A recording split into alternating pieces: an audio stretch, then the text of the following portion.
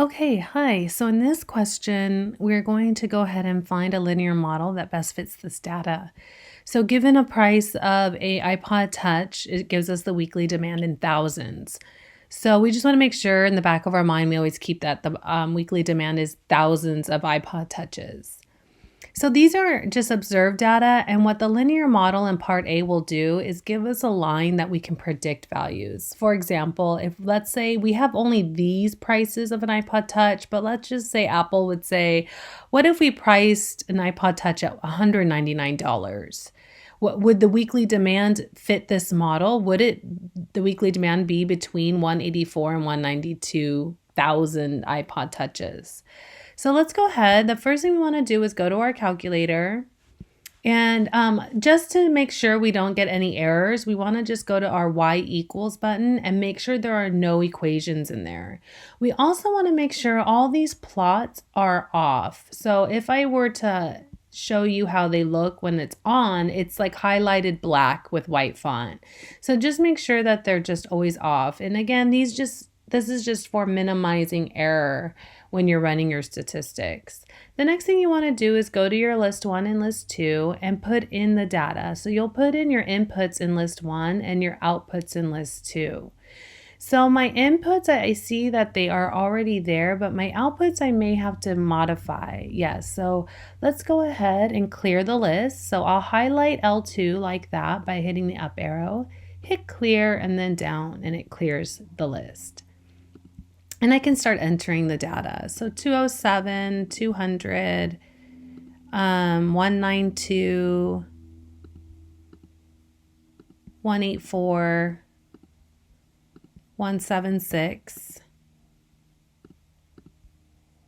170.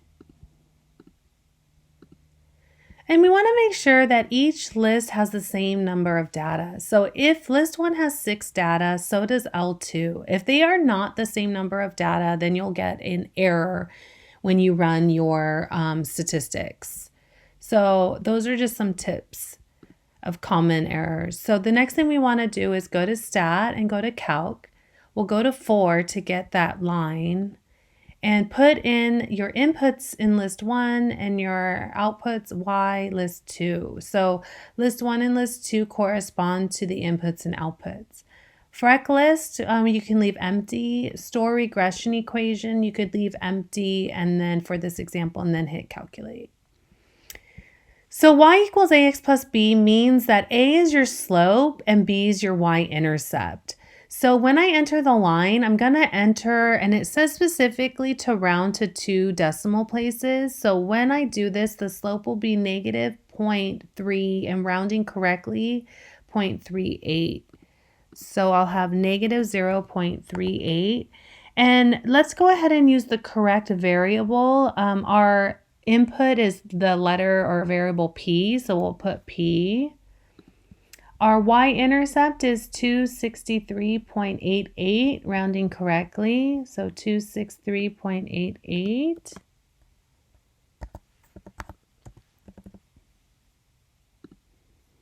Great. And then now we can use this model in part A to predict the weekly demand. So if I price the iPod at $214, that means according to my data, my weekly demand should be between somewhere 176 and 184, or in other words, 176,000 iPod Touches and 184,000.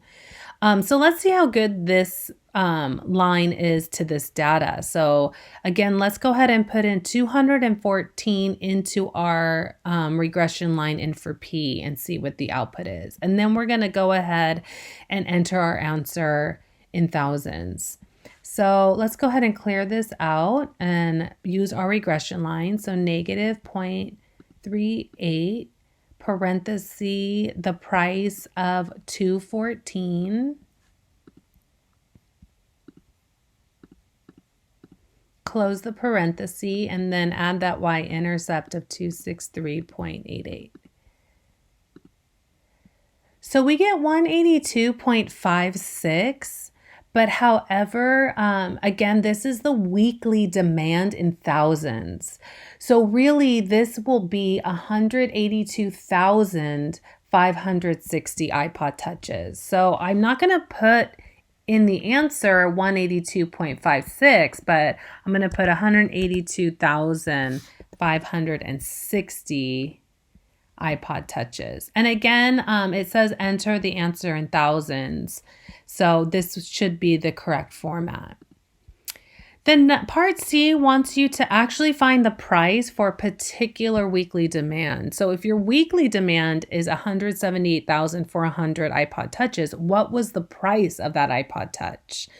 So here I'm going to have to use a little algebra and probably subtract and then divide by the slope. And I'll round to the nearest dollar.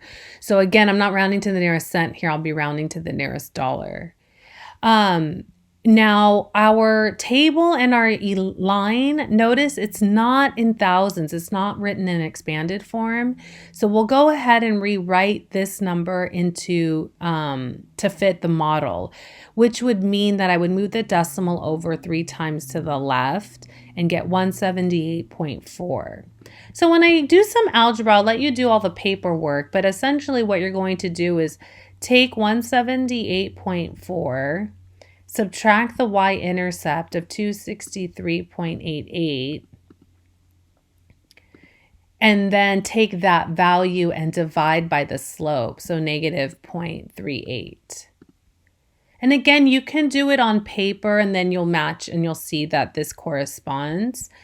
And notice that we get a price of an iPod Touch of $224 and rounding to the nearest dollar. So I look at that 9 and I know it's going to be $225.